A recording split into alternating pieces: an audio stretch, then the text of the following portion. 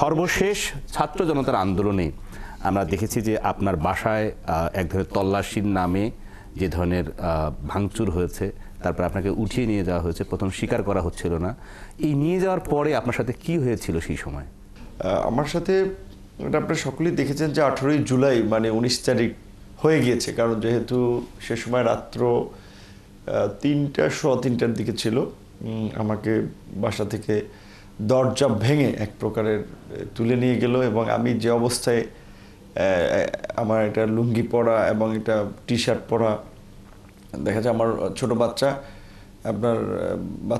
প্রস্রাব করে দিয়েছিল, এমনকি কাপড়টা ভিজা, এরকম আমি বলছিলাম আমার কাপড়টা চেঞ্জ করে যাই আমি, বাট আমাকে সেই সুযোগটাও দেওয়া হয়নি। বরঞ্চ ইগল যেমন স্বীকার করে ঠিক ওইভাবে একেবারে মানে মনে হচ্ছে টেনে, মানে দরজার অনেক মানুষ, বিশেষ করে আমার আত্মীয় স্বজন, আমার ওয়াইফ এবং ছোট ভাইটাই ছিল, তাদের উপর থেকে টেনে নিয়ে গেল। তো টেনে নিয়ে নিচে গাড়িতে র্যাবের গাড়ি ছিল, র্যাবের গাড়ি উঠি মোটামুটি যে জম টুপি বলে আর কি, যে কালো টুপি, এবং চোখ বেঁধে ফেলছে, প্রথমে চোখ বেঁধে ফেলছে, গাড়িতে উঠালো। গাড়িতে উঠিয়ে তো আপনার মোটামুটি মিউজিক প্লে করলো, অর্থাৎ আমার যেটা ধারণা যে আমি কোথায় যাচ্ছি কোনোভাবে যেন লাইক গাড়ির শব্দ টব্দ আনুষঙ্গিক ক্ষেত্র বিবেচনা করে যেন আমি ট্রেস করতে না পারি, তুলে নিয়ে গেল। এই তারপরে তো যেদিন গেলাম, ওই আপনার ইতিমধ্যেই আয়নাঘর সম্পর্কে জেনেছেন। তো আমার মনে হয় যে আমি এক্স্যাক্টলি জানি না যে এইটা আয়নাঘর ছিল কিনা,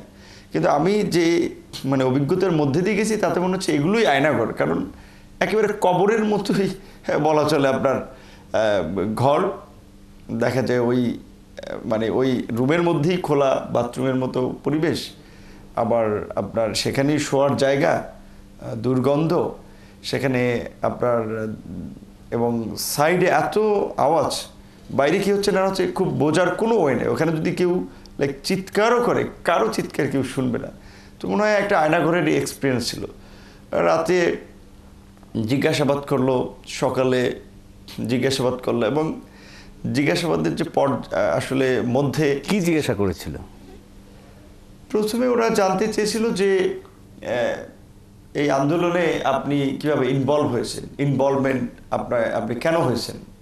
আমি খোলামেলাই পরিষ্কারভাবে বলেছি যে ভাই, এটা তো আমাদের রাজনীতির লিগ্যাসি। 2018 সালে এই কোটা সংস্কার আন্দোলনকে কেন্দ্র করে আমরা রাজনীতিতে এসেছি। 19 সালে আমি বিপি হয়েছি এবং এই ছাত্র তরুণদের সাথে আমার একটা সম্পৃক্ততা তৈরি হয়েছে। কাজে এটা তো আমাদের অস্তিত্বের জায়গা। এই আন্দোলন যখন আমাদের রক্তের বিনিময়ে অর্জিত একটা প্রজ্ঞাপন, সেটি আবার কোটা ফিরিয়ে আনার চেষ্টা করা হচ্ছে, সেটার বিরুদ্ধে তো আমাদের দাঁড়াতেই হবে। তারপর হচ্ছে যে আপনারা মেট্রো রেল ভাঙচুর করেছেন, অগ্নিসংযোগ করেছেন, বিটিভিতে আগুন দিয়েছেন, মানে দিয়েছেন বলতে আসলে এই রকমের শব্দ না, মানে শব্দ ব্যবহারগুলো যে মানে কি বলবেন, ইউ ক্যান ইমাজিন যে হ্যাঁ তুই তামারি, মানে কি ধরনের যে শব্দ।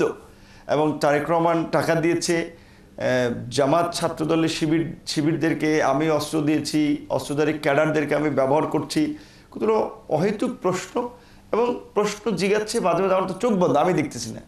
কেউ কানের থাপ্পড় মারছে, কেউ আপনার রড দিয়ে পেটাচ্ছে, কেউ লাইক মনে হচ্ছে যেটা কোনো রোলিং চেয়ার, আবার কেউ চেয়ারে লাথি মারতেছে। মানে এটা যেটা আমি ওই সময় কিন্তু পরিষ্কারভাবে বলছিলাম যে অনেকে তো সিনিয়র নেতৃবৃন্দ একটু ইতস্তত বোধ করে যে তার কর্মীরা ডিমোটিভেটেড হতে পারে, এই কারণে বলে না। কারাগারে এত অত্যাচার নির্যাতনের মধ্যে দেখবেন কোর্টে তোলার সময় সবাই সাদা আয়রন করা পাঞ্জাবি পরে হাত জায়গায়, মনে হচ্ছে যে নেতা খুব সুখে আছে ওখানে, যে না সে সিনিয়র নেতা, তার সাথে খুব ভালো ব্যবহার করে। এইবার আমি দেখেছি যে বিএনপির শীর্ষ নেতা থেকে শুরু করে জামাতের শীর্ষ নেতা, আপনি বলতে গেলে সেক্রেটারি জেনারেল কিংবা বিএনপির সিনিয়র নেতা, এমন কোনো নেতা নাই যে যারা জুলাইয়ে না পিটেইছে, যারা কারেন্টের শক না দিছে। মানে অপমান, লাঞ্ছন এগুলো তো আছেই, কিন্তু শারীরিকভাবে গায়ে হাত তোলা। তো আমি ভাবছিলাম বোধহয় আমি জুনিয়র, হয়তো তরুণ মানুষ আমার সাথে এটা করেছে। পরবর্তীতে দেখেছি যে সবার সাথে একই কাজ করেছে। সো সেই ক্ষেত্রে এটা বললাম যে সে সময় তো আমি বলেছিলাম যে ইন ডিবি কার্যালয়ে I was treated like a football. So তারপরেও একটা মিথ্যা স্বীকারোক্তি, ওরা পরিষ্কারভাবে বলছিল আপনি স্বীকারোক্তি দেন যে তারেক রহমান আপনাদেরকে ফান্ড করেছে, বিএনপি জামাত এই নাশকতা করছে, কোথায় কোথায় কারা নাশকতা করছে কিছু নামটাম বলেন, তাহলে আপনার কিচ্ছু হবে না। আর যদি না হয় তাহলে তো এই সব মামলায় তোদেরকে ফাঁসানো হবে। এই যে 37টা না 22টা মামলা, সব মামলায় 2, 4, 5 বছরে বের হইতে পারবি না। এমনকি নাহিদকে আর আমাকে একই দিনে তুলে নিয়ে গেছিল। আমার তো চোখ বাঁধা, নাহিদের হয়তো দেখা যায়, আমি জানি না, আমাদের বিভিন্ন জনকে দেখায়। যেমন আমাকে নাহিদকে মেরে তো সয়ে রাখছিল, সেখানে আমাকে দেখেছে এই যে তোর নেতারা নিয়ে আইছি।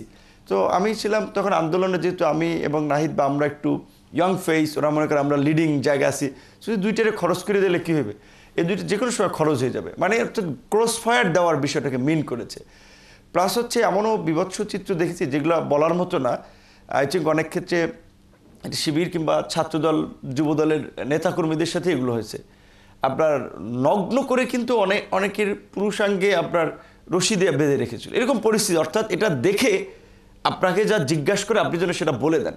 এখন ধর আপনার জুনিয়র কর্মী এখানে আপনার সাথে যদি এই ধরনের পরিস্থিতি করা, আপনার তো নিজেরও একটা আসলে আত্মমর্যাদায় আঘাত লাগে।